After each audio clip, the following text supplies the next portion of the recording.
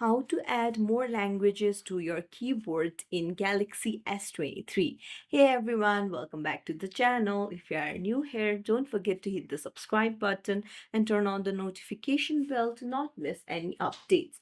So to add more languages to your keyboard, you'll need to head over to your settings, then scroll down and go to General Management, then tap on Samsung Keyboard Settings and go to languages and types. So here you can tap on manage input languages and you'll get a list of languages here. Just toggle on the language by tapping on it.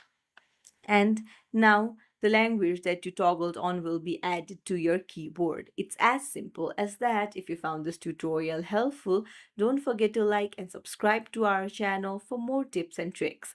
Thank you for watching.